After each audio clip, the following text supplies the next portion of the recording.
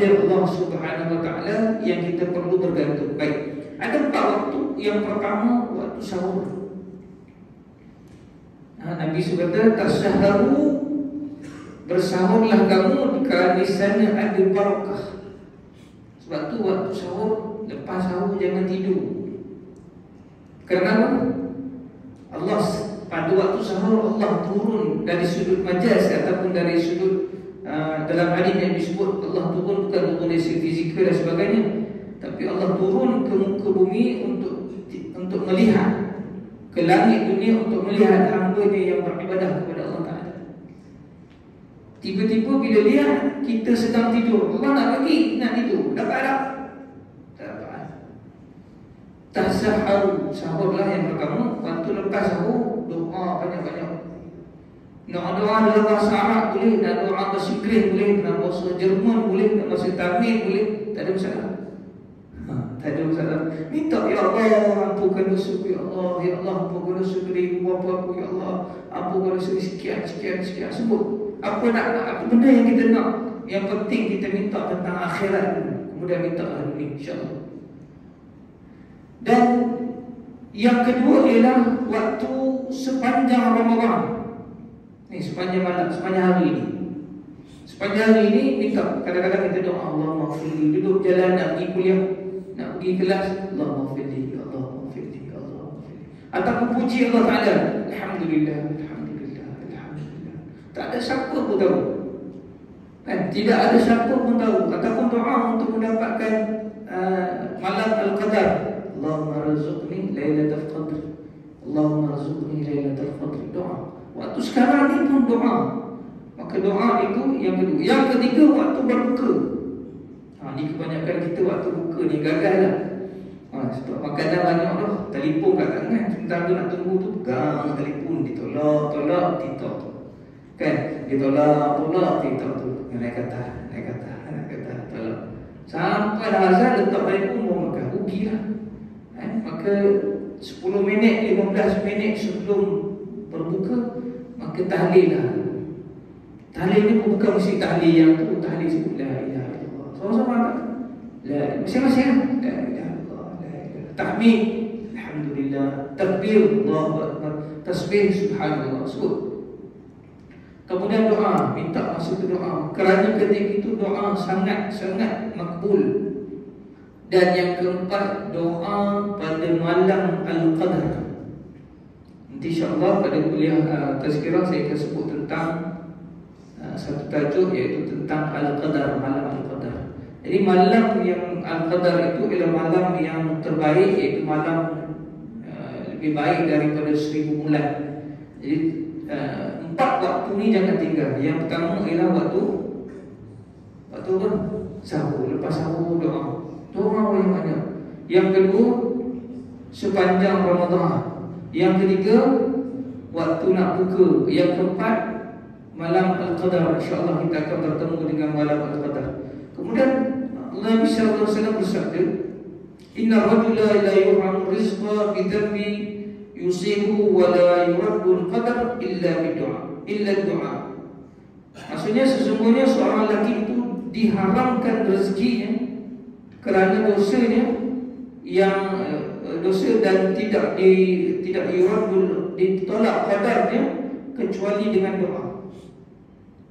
Maknanya tuan-tuan dan rahmati Allah sekalian, kalau kita ada dosa dan kita telah satu qadar yang telah ditetapkan oleh Allah Ta'ala pada kita, dan kita dah tahu qadar itu, maka kita boleh mengubah qadar tersebut dengan berdoa kepada Allah Subhanahu Wa Ta'ala. Salah satu doa yang kita kena minta adalah doa panjang umur dalam beribadah kepada Allah. Doa panjang umur, dalam berdoa panjang umur supaya kita taat kepada Allah Subhanahu Wa Ta'ala. Jadi tuan-tuan dan rahmat Allah sekalian, pintu rahmat Allah Ta'ala terbuka luas. Mohonlah doa kepada Allah dan jangan jadi orang yang sombong, kerana orang yang sombong ini tidak akan langsung mendapat diberkahi oleh Allah Subhanahu Wa Ta'ala dan Allah masukkan hati. Baik, tuan-tuan dan rahmat Allah sekalian, di sana ada satu analogi bagaimana nak memperlihatkan kehebatan doa. Dulu kami masa kecil-kecil, zaman kampus saraf kecil-kecil ni, kita naik basikal, ada dynamo kan, nak malam nak pasang lampu tu, maka ada, saya tak tahu sekarang ni ada tak, sekarang ni semua dah ada kepala, semua macam-macam lampu dah ada kan. Sekarang dulu nak pasang lampu di basikal mesti ada dynamo. Dynamo tu hendaklah ditekan, dia punya pemutar atas tu kena pada tayar, dan bila tayar tu berpusing, bila kayu bergelaju, maka cahaya tu akan bagi. Kalau kayu perlahan, maka malaplah lampu tadi.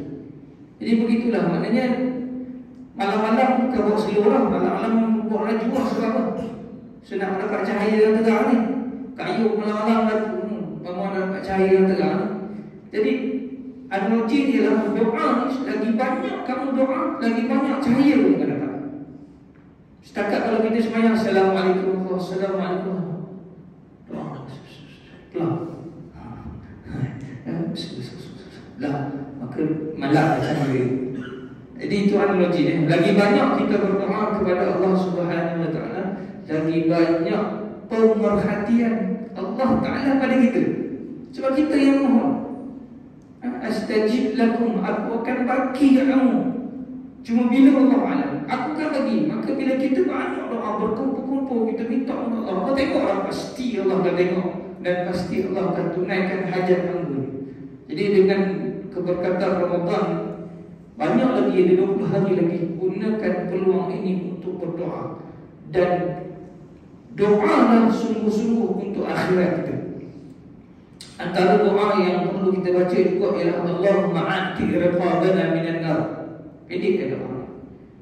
Ya Allah, bebaskan tengkuk kami. Kami di sini tu kena bayarlah. Kita, adik-beradik kita, keluarga kita, suami kita, isteri kita, kaum kerabat kita, jiran kita. Kata enam kami itu rangkumkan semua. Allahumma a'ti riqabana minan nar. Ingat doa ni, Allahumma a'ti riqabana minan nar. Kemudian doa yang tu imam baca tadi, Allahumma innaka afu tuhibbul afwa fa'fu anni. Doa ni boleh tengok dalam Mr. Google, boleh jumpa doa ni.